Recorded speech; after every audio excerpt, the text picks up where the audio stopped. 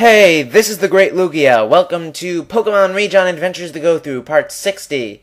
In this episode, we enter Team Rocket Silph Warehouse. And yeah, there's Red. And he just talks about how he's gonna go ahead and we should follow him. So, yeah. And don't worry, guys, this episode is significantly more exciting than, like, the past two episodes have been. I know those have been a bit boring, but I like to battle all the trainers, and some of them can be a bit bland. And so, yeah, this area is obviously based on the warehouse on, I think, 5 Island. But the layout's much more annoying. And there are, well, it's also been expanded, I think, so there's that. And I'm still not entirely sure how to get to that item down there. And apparently, yeah, that warp panel warps you back to the beginning, so that's just a trap, which is annoying. And now I try that way it doesn't work. Alright, so let's see where we go. We go this way, we go this way, we go this way, and the reason I'm pausing is just to see where each direction goes to eventually. We go, where do we go here, anyway? Oh, now I see how to get to that item. Duh. We go that way. We go that way, and here is the first Team Rocket member. Actually, one thing that's interesting is, even though you have to do Johto before this, Team Rocket's a fair bit lower level than the Johto people, so they're not as challenging. Although, granted, all these Pokemon do have some annoying moves, so there's that. And they do get significantly tougher. I mean, particularly the last trainer here is very annoying. I mean, the last trainer in this vid, not last trainer overall. Haven't gotten there yet. So yeah. Mariana uses Crunch, which doesn't do much to Furret. Thank God, Crunch is still special, because otherwise it would tear Furret apart. And a lot of other Pokemon, too. So yeah, both of those guys gained some experience, and now for a Hitmontop. So yesterday we saw Hitmonlee, which spammed Endure, Hitmonchan, which spammed Detect, and now we have a Hitmontop. So yeah, the circle is now complete, I guess. And, like the others, it spams a move! Hooray! This one spams Detect. Isn't that delightful? Thankfully, though, it fails the second time. I'm surprised, though, Endure and Detect in the last video worked. But, whatever.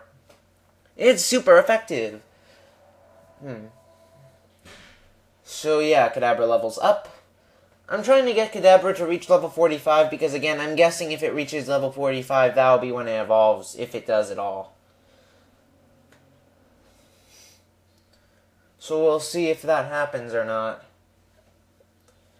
Yeah, I'm just talking to all the rockets here because I feel like it, and here is a warp pad, or no, an arrow pad, whatever. And here's an upgrade. Not entirely sure if they changed it like in Brown so you can just use it like an evolutionary item, or if you have to actually trade it, which doesn't really work on an emulator. Oh yeah, so there's Sludge Bomb. I'm considering checking that, but then I remember I got Sludge Bomb earlier and I couldn't teach it to anyone. So yeah, just moving around here, and here, and apparently that takes you back to the beginning, and this one takes you next to this rocket. And he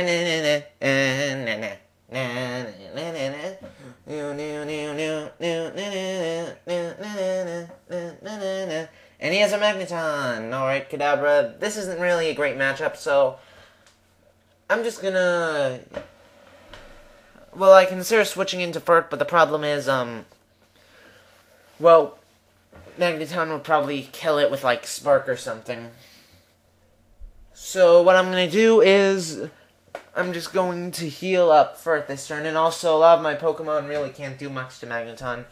I mean, Aerodactyl and Vaporeon are both weak to it. Kadabra has low defenses, and of course the Steel type makes it resist everything.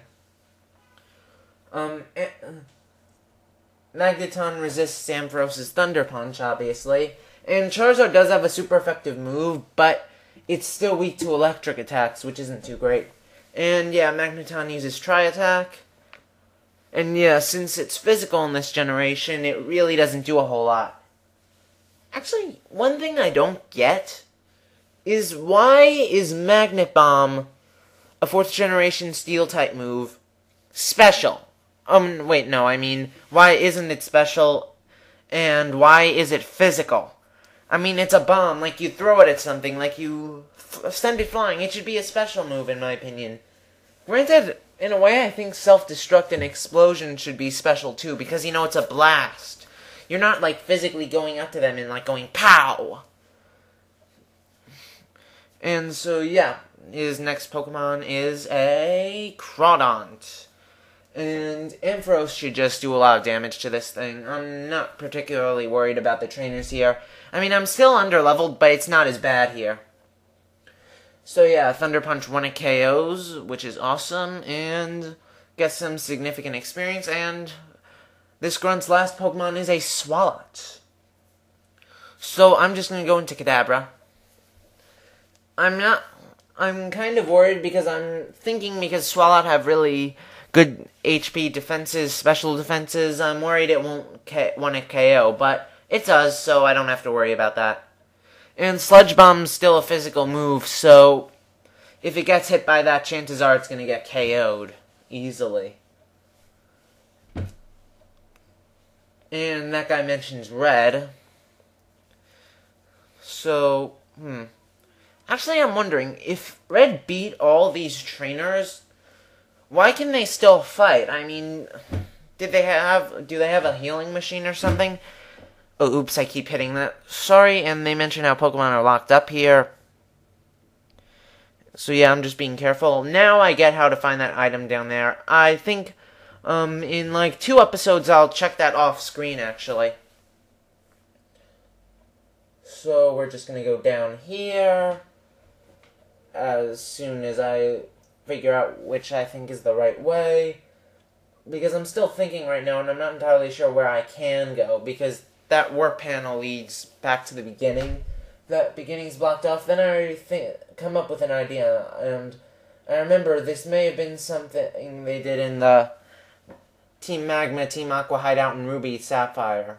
What you do is hit that panel again, and I'm right. I go here.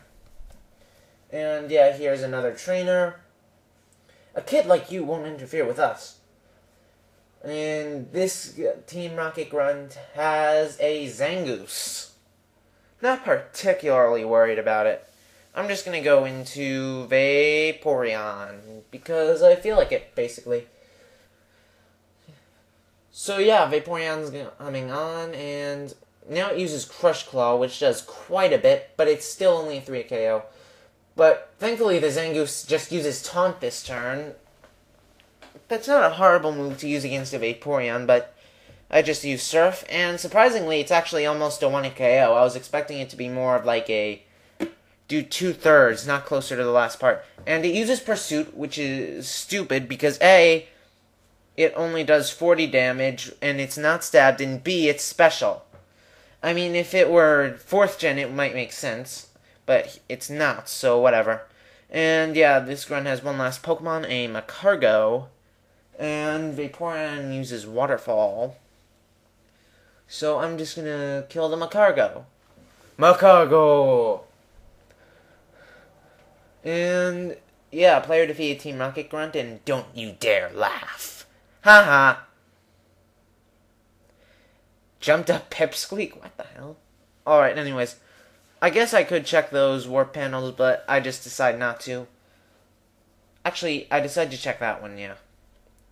Yeah, that one leads here, and